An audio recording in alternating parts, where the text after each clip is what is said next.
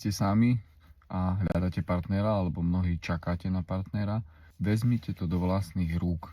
A to znamená to, že v osobnom rozvoji, alebo keď sa celkovo človek chce niekam dostať, ja hovorím o partnerských vzťahoch, dosť veľa vo videách, a vždy je to o tom, že nezmeníme partnera, ale môžeme zmeniť seba, ako pristupujeme k nemu, a tým zmeníme aj jeho správanie, aj celkovo to budeme ináč vnímať. A keď ste sami, tak od vás musí vyjsť ten krok.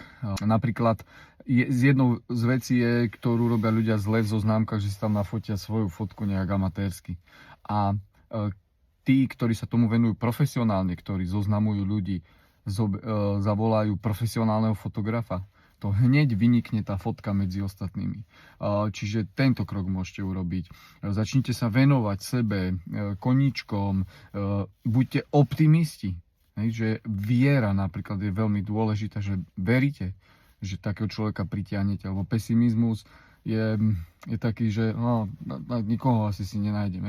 Buďte optimisti, čiže to zmente. A budujte si sebavedomie, zdravie sebavedomie. Veľa ľudí má problém s tým, že má malé sebavedomie, že mňa nikto nechce, ja neviem čo, alebo ja už to nemám sám. Kto by mňa takú chcel, alebo proste hoci čo vám kází sebavedomie. Budujte si sebavedomie, a to tak, že môžete začať cvičiť, starať sa viac o seba, venovať sa niečomu, čo vás zdokonali, aby ste si to sebavedomie zdvihli. Takže tak, začnite ma sledovať, ak sa vám páčia takéto tipy. Majte sa krásne.